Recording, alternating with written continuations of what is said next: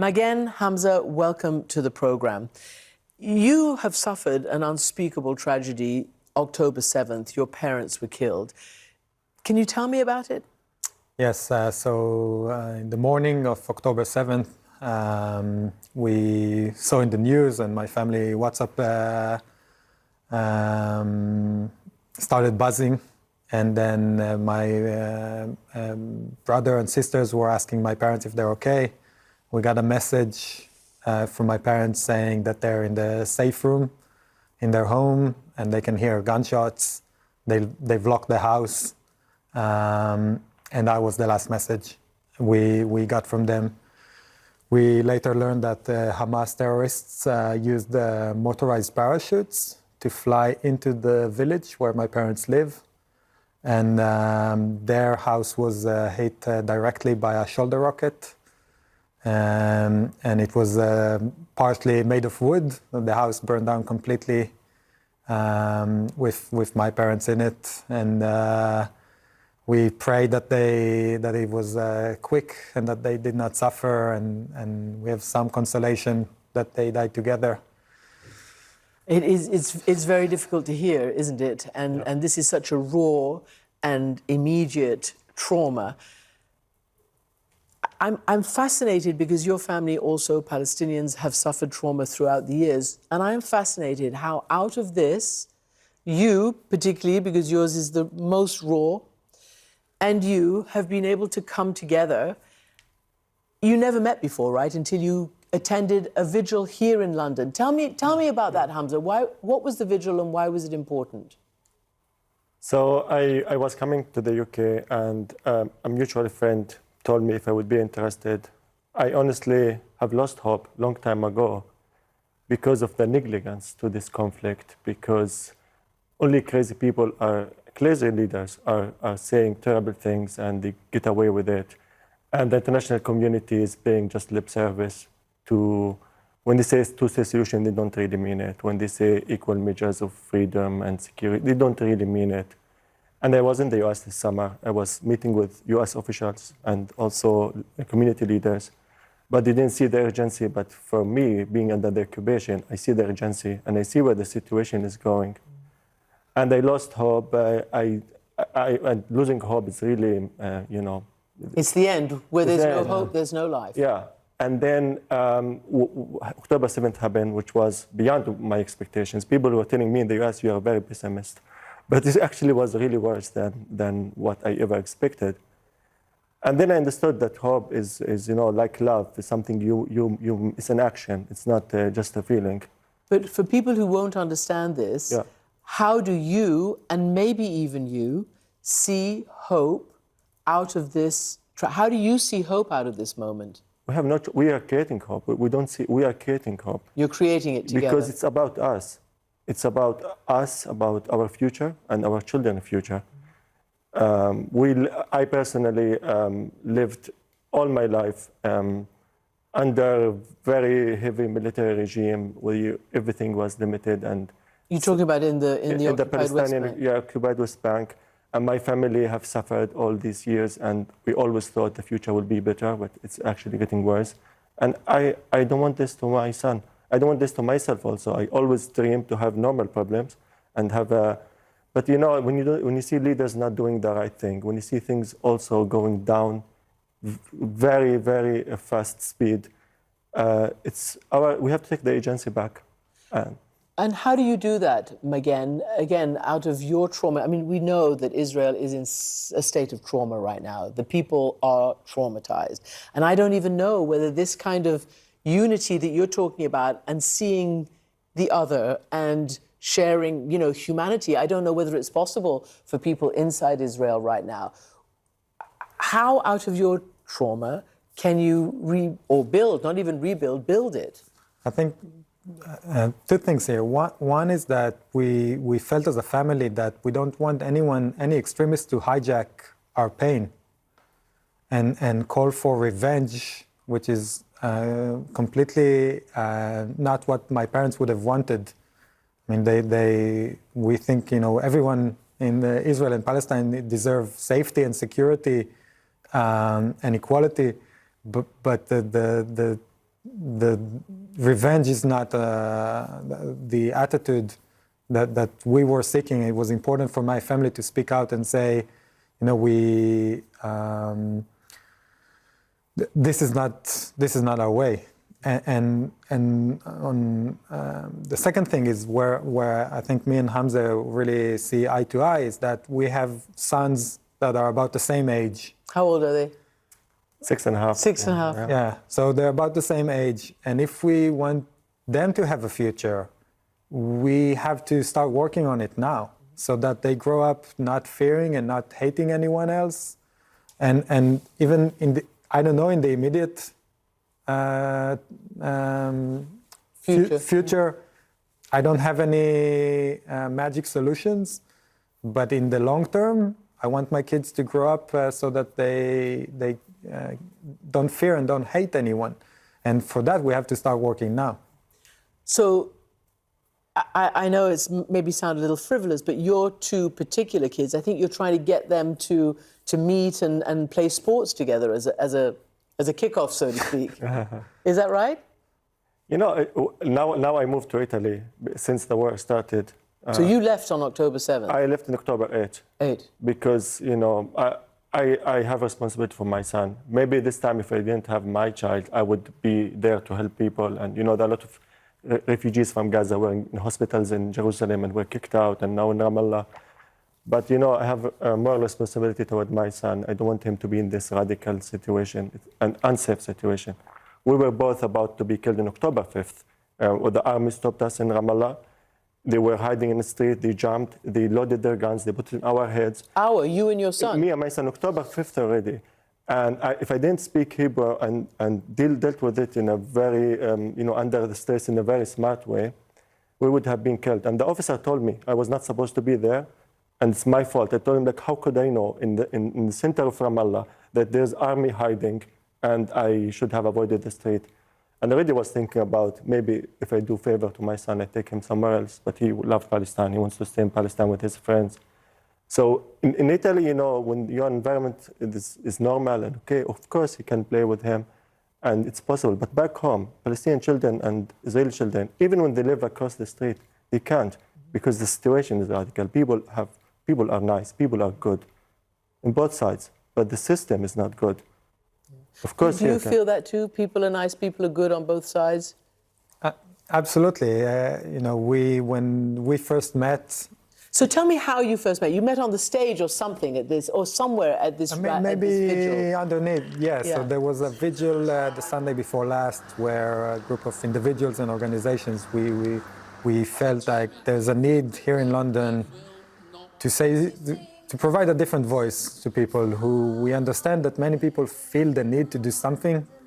So we wanted to offer an option where it's not just marching down the street with a very simplistic slogan, but rather maybe have some unity and together around common humanity and getting on the stage people from different backgrounds. And bereaved people from both Israel bereaved. and Palestine. Yeah.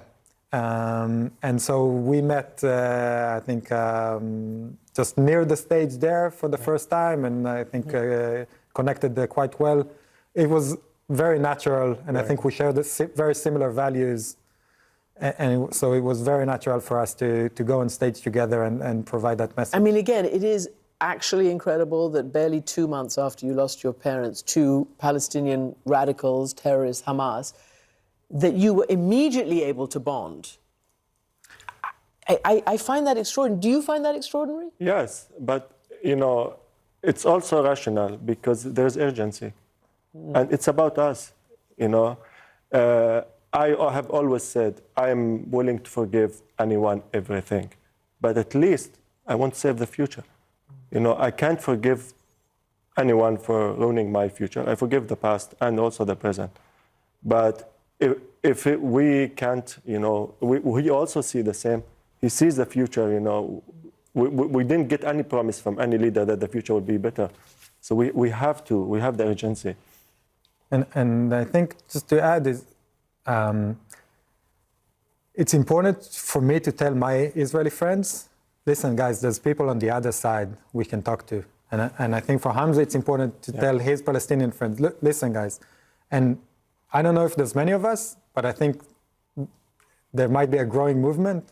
And just to put it in numbers, if the US spends $3.8 billion a year on military aid, but a fraction of that, so less than 50 million on peace building, just imagine if it was the other way around, where would we be? Yes. And so there's people on both sides that would like to be part of this peace movement. Again, talking in the long term, now everything is, the flames are so high and tension is so high. But in the long term, this is the only solution. But we need help. It's not going to happen by itself. You know, we have this natural connection here that happened because we both felt the urgency. But we need help from the outside to be able to bring that to many more people. And again, you two are both outside your respective countries. And you left on October 8th. You have been here. How do you do it from the outside? Do you feel maybe you need to go back to light this movement that you've sparked? My son every day tells me I want to go back. And I speak with people, even in Gaza. This morning, a friend of mine was killed. He was a journalist. He was part of peace program that I ran in the past. That was also about journalism. We brought journalists together. I speak with people and I keep in touch and I try to listen from them, not from the media, not from the leaders, because, you know, the truth is the ordinary people on the ground. I tell them, how can I help? What messages the world has to know? And I hope, you know, I'm being helpful by being outside and being free, because if I was back home, I wouldn't be able to say what I'm saying now. You know, there is censorship, there is, the army would arrest someone for a Facebook status for speaking up. I get threats. I get condemnation from both sides, you know. So being outside, I have this privilege really to speak freely, and I'm trying to be the voice of people. And I will be back hopefully soon. Hopefully this war ends soon. And we will have to work with people. On this program, we had one of the peace activists who you all know, Robbie Damelin, who I think was at the same vigil. She also is a bereaved Israeli parent, and she works with Palestinians, parents who've lost their children as well. And she said something to us. She said, I'm imploring your country and other countries not to import our conflict. What do you think that means? How does that resonate with you? So I love Robbie, and she's an amazing woman. I think in a way it's too late. The conflict is already imported into London and the US and Europe. And you know, my son here goes to a school in a very diverse community, people from all backgrounds, including Muslim, quite a large Muslim community, and we love that. We have very good relationships with everyone in the school over the last few years, and since October 7th, tensions are really high. And so I hope the vigil and my Hamze is a new partner, but also other people, we can provide a different platform for people to show that they care about what is happening in the Middle East, but we can provide solidarity and maybe serve as role models here in London, where it's easier, serve as role models for what should happen in the Middle East as well. And I hope we can do that, because again, the conflict is already here. It's in schools, it's in universities, it's in communities. And so if we're able to provide a different voice here, maybe that would help people in the Middle East as well. Can I ask you both, I mean, I don't know whether you want to address, you know, you are two individuals who may have a lot of individuals and people behind you, but you're not in government, you're not in the military, you're not in NGOs or anything like that. And you've both complained about the status of your leadership. Clearly, this government's popularity is at rock bottom. Yes, Israelis support the war and to get rid of Hamas in Gaza, but the popularity is at rock bottom. They want Netanyahu and his cohort out. Same on the Palestinian side. The popularity of the PA, your nominal leaders, rock bottom. What can you tell me about Hamas? Do you think are they benefiting from this situation? Do you think they're popular? I mean, they can't lead to what you're talking about, can they? I think what's happening now is the biggest service for Hamas.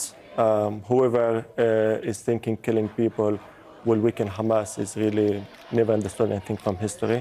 This is not the first war with Hamas. Israel have had several wars with Hamas, and several times they eliminated political leaders and military leaders. And this only get Hamas popularities. Like most of the fighters are the orphans of the previous wars. And the orphans of this war will be the soldiers of the next war. So if we need to eradicate Hamas, I mean, genuinely and successfully, we have to change the circumstances. We have to show people a different vision. To tell people, yes, you will have a state. You're entitled to human rights. You're entitled to equal rights. And then we can, come and talk about unity, about tolerance, about acceptance, and all of that. But people are threatened. People hear Israeli leaders saying in the Knesset podium that there will be another Nakba, that Palestinians will never have a state. And then I come and talk about peace with them. I don't sound authentic. I have tried this over and over, and I have tried it and told them and explained to them, I do it for you. You have to live without resentment and victimhood for yourself. But it doesn't come naturally to people when they're threatened all the time. And the world has abandoned them. President Biden, which I admire, when he came, I was so relieved, that Trump is no longer president. And I was really hoping at least he will do small things. He promised to open the consulate in Jerusalem. He couldn't. The Palestinian office in Washington, D.C. is still closed. He did nothing. And then he put all his energy in normalization with Saudi Arabia, which is nice. But Palestinians are there. Why they're invisible? Because they're quiet? Why Palestinians have to, do something so crazy to be seen? And only then, start talking about Palestine. Like what I felt in Washington, D.C. this summer, that Americans are waiting for a crisis to step in. But as long as the situation is under control, which was not under control for Palestinians, for Israelis was, settlements are expanding, settlers are going crazy, that they will step in. So Hamas, naturally, we have to take the agency from Hamas by showing alternative to the people. And you are a direct victim of Hamas's terror. Your parents have been killed. Where do you see the solution?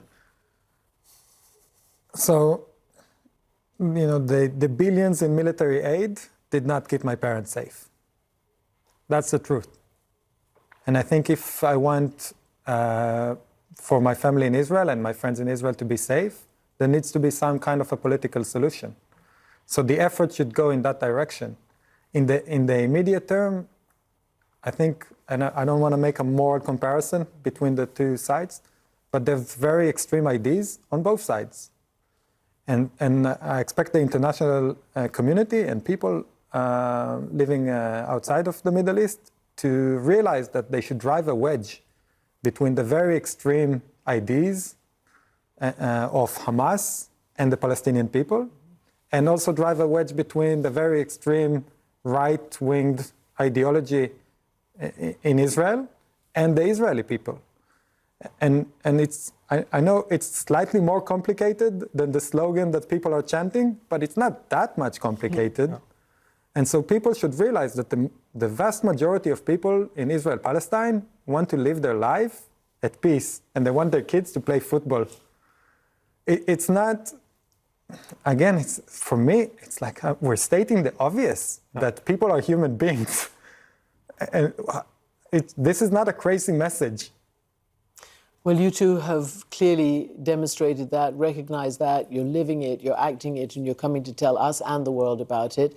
And it's so important to have this dialogue, and I really admire your courage and your commitment. So, Magen, thank you so much, and Hamza, thank you so much for coming in. Thank you very much, Christine.